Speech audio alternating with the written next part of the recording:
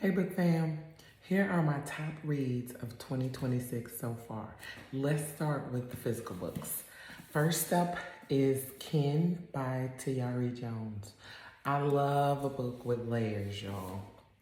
And this one has layers. A great story told by one of the best in the game, and you will appreciate the journey of these two women, their found family, their self-discovery, and their growth and maturity over this journey. The next physical book is Score by Kennedy Ryan, and this is a part of the Hollywood Renaissance series. And Real by Kennedy Ryan is my favorite book of hers, and this one is matching Real.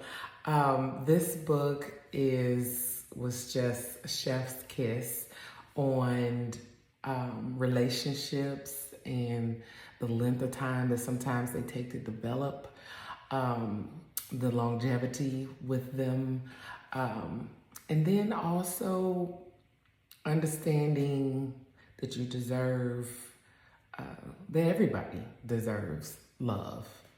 This is a gem. Now, the other books that I read that are my favorites, I actually listened to them on audio, and these books are in no particular order. I enjoyed all of these stories. But the next one is The Correspondent by Virginia Evans. And I enjoyed this story not just for the story, which is different. It was how the story was told. And the story was told via correspondence or via letters. And so you had to kind of hang on with it, especially if you're listening to it via audio, because you're not seeing the correspondence as is laid out in the letters. So that one was a little bit different to listen to, going in blind and not understanding what was going to happen. So I really enjoyed the way this story was told. That was my favorite thing about The Correspondent. Another one I listened to was Judge Stone and Viola. That's all I have to say. It's Viola. This story was so good. It was classic James Patterson in some instances. You could tell, because if you've read any James Patterson books, you know James Patterson and his thrillers. And this was no different with that pattern, but also I absolutely loved the touch that Viola brought to this story. And you can really tell, I mean, there were some places where I was like, okay, Viola wrote that part.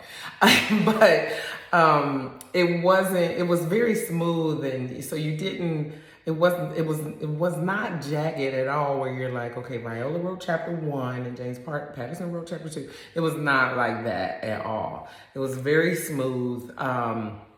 But the story was just such a good story. The audio was fabulous because it's Viola reading the story. But the story alone, I mean, I could see this as a TV show or a movie or something, because it just had a really good storyline about the judge, Judge Mary. And it wasn't just the main storyline of the case that Judge Mary had. It was some of her other cases too. That's why I can kind of see this as a movie or a TV series, and I think it would be a really good one. Another one that I really enjoyed that I listened to on audio was Dominion by Addie Sitchins. This was my first 5-star read of the year. I read it like in early January, or listened to it, I should say, in early January. And this one is an audio banger. If you want to hear a book with different characters and different narrators, this is one you should listen to, because this book was awesome on audio.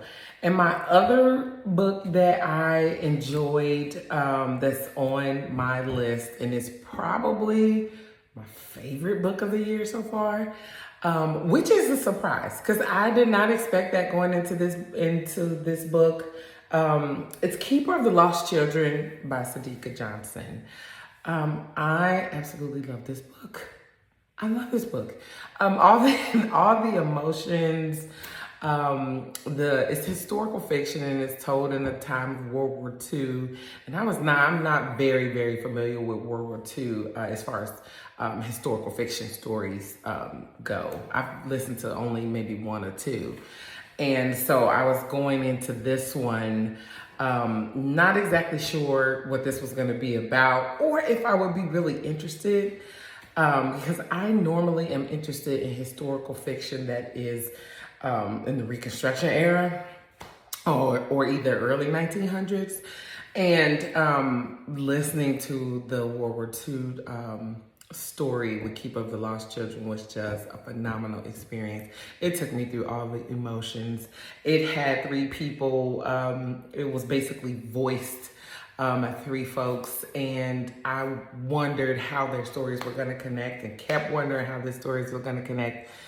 And Sadika, she just does historical fiction so well. So those are my top stories or my top books of 2026 so far.